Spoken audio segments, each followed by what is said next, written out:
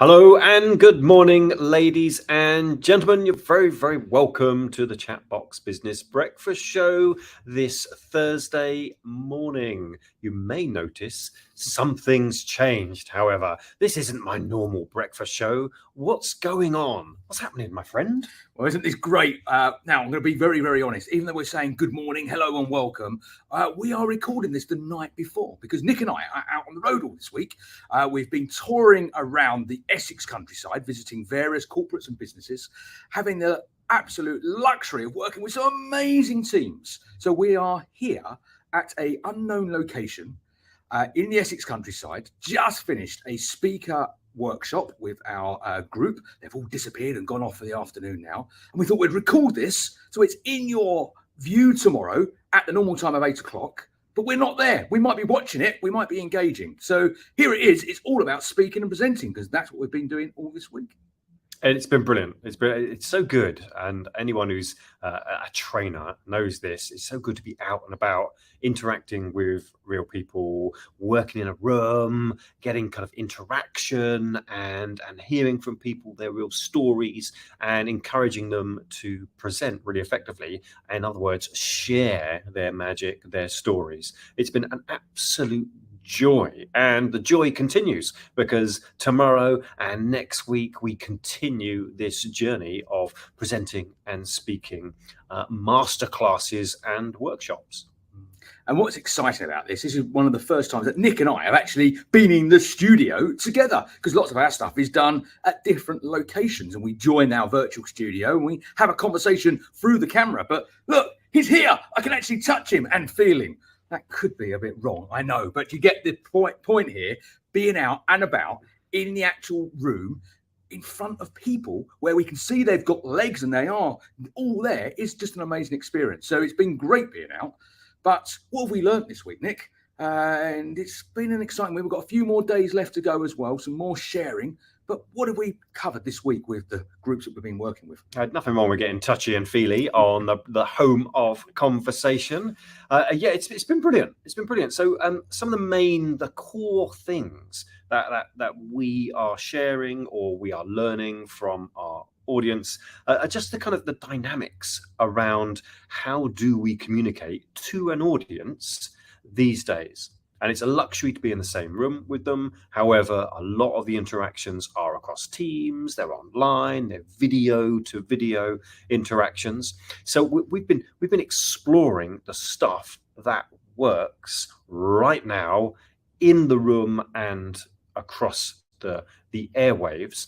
For example, right? Most people, when they've got a presentation to do, they've got an audience to entertain and educate, they don't really think about what exactly do I want to achieve from this presentation and who are the audience. If you don't know those two things, it's very, very difficult to create content that you know is going to massively resonate with your audience. What are you trying to achieve for them and for you, and who on earth are they? So you can create the stories, you can create the content, you can create a great talk stroke presentation specifically designed for them.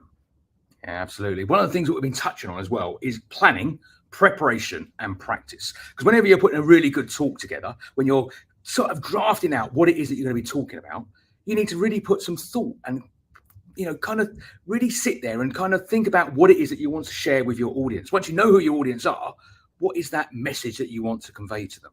So the planning, the preparation and practice is super important. So we've been focusing a lot on that today. And there's been lots of practice as well. One of my top tips is spend time practicing your talk, whether that's yourself, just marching around the room, reading it back, making small changes, whether that's to a small audience, your mum, your dad, your brother, your sister, your aunt, your uncle, and letting them give you some feedback, or whether it's working in the groups that you are in at your workplace and saying, look, can you sit down? I've got a presentation I'm going to deliver. I really value your feedback. Honest feedback, things I can improve and maybe tweak and do better, things that work for you. That's great. Let me know because I'll make sure I leave that in there. So a lot of that today has been around the planning, the preparation, the practice, and giving them the confidence that, you know what, I can do this.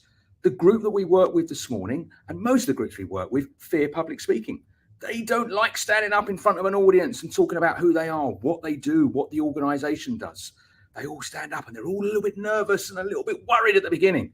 But over the day, they become more confident. And by the end of it, they're booming. They're doing an amazing job and they're on their way to being superstars. Absolutely. I think that transformation is a joy to behold, but it does take a bit of practice. It's scary stuff. Right? You don't want to look a fool. You want to know where you're going. You know what you want to do. And if you do have the opportunities to practice, absolutely get that practice under your belt. For me, my go-to practices, kitchen. Right? If I'm at home, if you see me talk, if you see me on stage, there's a very good chance that talk started in my kitchen and it was then honed in my car. So I don't work with notes anymore. So I learn my stuff in the kitchen and then I fine tune it on a car journey. A shame for anyone who's sharing that car journey with me, as I am just presenting to myself essentially on the journey. What about you, mate? Where do you rehearse? My home office is one of the places, but if the weather, by the way, it's snowing today, you probably all woke up to snow this morning, but if it wasn't snowing, then I love to go out into nature. So I've kind of sketch something out what I want it to feel like, what I want it to read like. So I've got an understanding what it is that I'm going to be delivering to my audience. And then that practice looks for me, if it's raining, snowing, I'll do it inside in a closed room with no one around me, because that's the way I like to absorb my information. But if it's the sun is shining, what a better place to be. Go outside into nature. Go out there, find a little quiet corner, sit down, keep tweaking it, and then practice, because we all know practice makes perfect. Or as perfect as it can be. I love the idea of striving for perfection, knowing full well I'm never ever going to get there. But outstanding, that works, right? That'll do me. Yeah, making it awesome. Audiences are pretty happy with outstanding. Perfection, if it ever existed, I don't know where it lives. So outstanding for me, it tends to work. One of the other tips we've been sharing is how to actually start your presentation with a bang. Right, we are absolutely inundated with content and information and meetings, and if we're lucky enough to go to a presentation or we're viewing a presentation online, the ones that really resonate are the ones that start well, really kind of hook you in from the start. They grab your attention. So we've been sharing tips and strategies and techniques of how to hook, how to grab the attention from the very beginning, and then how to keep that attention at a very high level. It's not easy, but there are strategies and techniques that you can learn to make that happen. And of course, having a great start is super important. You want to get the audience involved straight away and going, wow, I want to listen to what this person's going to share with me. So important. And keeping that momentum going throughout your talk as well, whether it's just a few minutes or whether you've got a longer allotted time where you might be talking for 20, 30 minutes. But it's all important that you close your talk with power as well, because people always remember how you make them feel, not always what you've said. So we want them to go away feeling warm and fuzzy, that they've learned something new, that they've been educated, and they've not wasted their time being there listening to you. Because as Nick said to the group we're working with today, I often sit at the back of the room these days, because if someone's going to put lots of slides up and it's going to be one of those presentations, we've all sat through them, where it's going to be tedious, it's going to be boring, I'm not going to gain any advantage, I'm not going to learn anything new, I'm going to creep out and go home. Why am I going to waste my time? And that's a really valid point. So maybe when you're putting your next presentation together, think about, would you want to sit there through your own talk? Would you enjoy it? Would you appreciate it? Because if the answer is no, then you need to rethink it and do it all again. It's funny how often you'll see a presentation and the person presenting wouldn't even want to sit through that presentation. Much easier these days, instead of creeping out the back of a hall, much easier if you're on, let's say, a big Teams call, is just to disconnect. Right? And you'll know how well your presentation is going by how many people are viewing at the start of your presentation and how many people are viewing at the end of your presentation. It's pretty harsh, a bit distracting when you see those audience numbers, and it's a harsh reflection on how well is it going. One of the reasons why people will disengage and tune out of the Teams call is because you're not sharing enough value and not sharing it through stories, right? Storytelling. Us humans, we love good stories. Right? They don't have to be massive rambles for 15 minutes. They just need to be a really punchy illustration of the points that you're making. They don't have to be work specific. They can be stories about anything. So for a large part of today, we've been exploring what stories do you have that illustrate the key points of your talk. And everybody's got loads. Everyone's got hundreds of stories. You just have to sit down and think, what story will I tell that illustrates this point really effectively so the audience fully understands? So if you are presenting or going to present in the future, big start, big finish, great stories in the middle, and you're mostly there. And stories do something else. We talk about notes. A good confident speaker doesn't stand up with notes. I understand they're there for a reason, but often they're a comfort blanket. You have the notes there just in case you feel you get a bit lost and you think, oh, where am I? Quick, I'll look at my notes. But we've proven many, many times, and today we've done the same demonstration, that notes are not required. Every time people come up with notes, they don't look at them. And then we say, well, why did you take them up? Well, I thought I might need them. Most often you don't. Certainly if you know your subject matter. If you know your subject matter, why do you need to refer to the notes? If you're telling stories, them stories come from here or maybe from here, and typically you've lived it. It's been your story. You've seen it. You've been involved with it. Or maybe you've heard it second or third hand, but it's resonated with you. So it's stuck in your mind.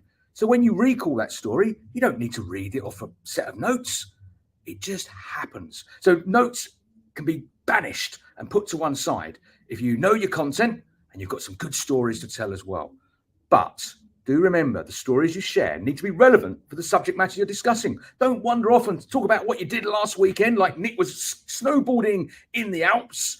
He had a great time and he's got both legs still. But, don't ramble on about something that's not relevant to the talk that you're delivering. It's got to be relevant and it's got to connect the dots, sew that golden thread through your whole content of your presentation. It's been phenomenal. It's such a joy to work with enthusiastic, knowledgeable people. We'd love to hear from you, lovely audience. So as we said at the beginning, it's not live. However, you can still contact us either through email. You can chat whichever channel you're viewing from. Would like to hear from you. What's really good about presenting? What are you struggling with? The chances are there's stuff that we can help you with, or you'll probably find some really relevant tips in the top of the tips book, which we're creeping closer and closer to releasing the book, which is very exciting. Yeah, the top tips are pretty much there now. They've all been flooding in over the last several weeks. The closing date was my birthday, not that long ago. But we extended it just a snippet just because we had some people saying, I haven't done it yet. I really want to be part of it. So if you still are holding on to that top tip and you think, I've missed the deadline, send it to us. Can't promise, but we will try to include your top tip. This fella here, by the way, he gave me his top tip earlier. We borrowed this off the back shelf. And look, it's very friendly. But he gave me his not our top tip. Delegates, right? Not our delegates from today's. Yeah, they really enjoyed today, by the way. They really enjoyed it. But yeah, look, fantastic. But if you want to find out some top tips for your speaking and presenting, maybe you've got a team that you want to be able to get better and more confident to stand up in front of an audience and deliver content that's compelling, interesting, fun, and educational, then maybe give us a shout. We'll be happy to have a conversation with you. Maybe we can put something together for you. Bit of a sell here, I know, but we do a great job. We love it. And no doubt that your team will love it as well. So yeah, give us a shout. Drop us an email, hello@chatboxproductions.com. We'd love to have that chat with you and see how we can help you and your team become much more confident, much better presenters and speakers. If you feel you're lacking in the skills, the skills, then it's definitely worth contacting us and having a conversation.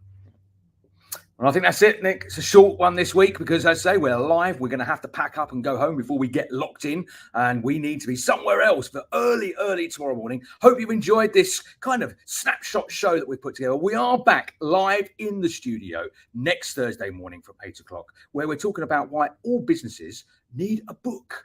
So I'm not a published author. Nick is, but we're going to be finding out why all business owners need to have a book. So until then, it's bye-bye from me. And cheerio from me.